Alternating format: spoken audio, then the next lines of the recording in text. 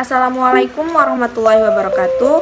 Nama saya Istiqamah, NIM 22108115, MK Kemampuan Berbahasa Indonesia SD, dosen pengampu Ibu Wahidah Nasution, MPD. Di sini saya akan membuat video dongeng tentang cerita fiksi. Judulnya Tiga Kurcaci. Pada zaman dahulu di sebuah negeri entah berata hiduplah tiga kurcaci. Para kurcaci ini bersiap untuk menjadi peri baik hati dan mereka pergi melakukan perjalanan ke dunia manusia.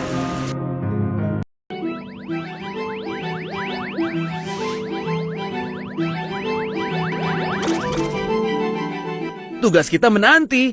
Ayo teman-teman.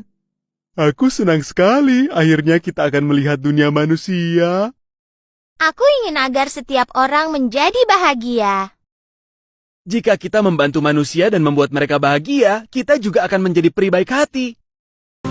Di sebuah rumah tua, hiduplah seorang bapak tua beserta istrinya. Pak tua itu mencari nafkah dengan menjahit sepatu di rumahnya, dan kadang-kadang dia juga memperbaiki sepatu lama. Pak tua membeli kulit sepatu dari uang hasil kerjanya, dan dia langsung pulang ke rumahnya. Kulit sepatu yang dia beli hanya cukup untuk membuat sepasang sepatu saja. Dia menaruh kulit itu di meja lalu pergi ke kamar tidurnya. Pagi harinya Pak tua itu bangun. Dia meregangkan badan sambil duduk di kasurnya. Dia memikirkan model sepatu apa yang dia buat. Lalu langsung sarapan pagi seperti biasa yang disiapkan oleh istrinya. Terima kasih banyak sayang. Aku harus bekerja sekarang. Hari ini aku akan membuat sepasang sepatu yang sangat bagus. Tadi malam kau sudah membuatnya. Apa kau punya cukup kulit untuk membuat sepasang lagi? Pak tua itu pun kaget karena dia merasa bahwa tadi malam dia tidak menjahit sepatu.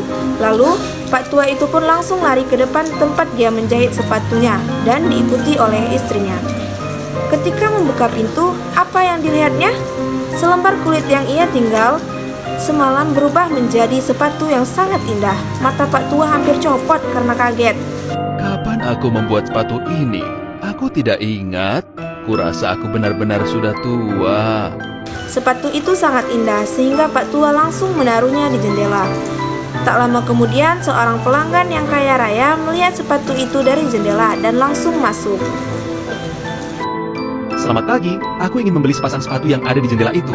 Berapapun harganya. Sepatu itu adalah sepatu terbaik yang pernah kulihat. Pak tua menjual sepatu dengan harga yang wajar. Kali ini Pak tua membeli kulit untuk 2 pasang sepatu dan dia meninggalkan kulit itu di meja toko. Sebelum pergi, Pak tua membalikkan badannya sekali lagi lalu pergi tidur. Begitu bangun pagi, ia langsung lari ke toko dan melihat 2 pasang sepatu yang sangat indah di mejanya. Pada hari yang sama, kedua sepatu itu terjual dengan harga yang sangat bagus. Malamnya, ia langsung membeli lebih banyak kulit. Tentu saja, mereka penasaran siapa yang telah membuat sepatu indah itu. Ia menaruh kulit di atas meja dan langsung pergi ke kamarnya.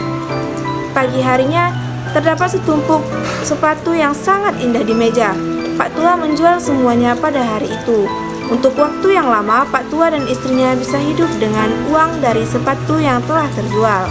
Dengan sebagian uang hasil jualan sepatu, ia tetap membeli kulit. Tapi Pak tua sangat penasaran, siapa sih yang telah membuat sepatu itu? Akhirnya ia memutuskan untuk bersembunyi di lemari toko pada malam itu. Ia ingin mencari tahu siapa yang membuat sepatu-sepatunya. Ketika tengah malam, jendela toko terbuka dan masuklah 3 kurcaci itu. Salah seorang kurcaci menabrak pot bunga. Karena suara berisik itu, Pak tua langsung mengintip dari pintu lemari. Saat mengintip, Pak tua tidak percaya apa yang telah ia lihat. Dia langsung menggosok-gosok matanya.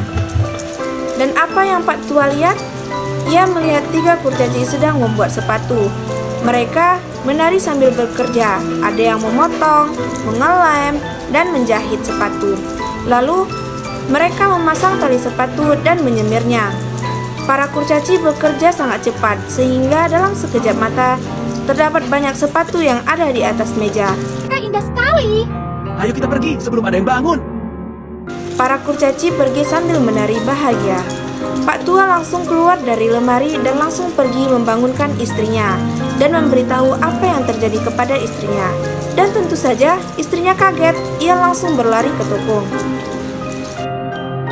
Mereka setuju untuk berterima kasih kepada kurcaci itu.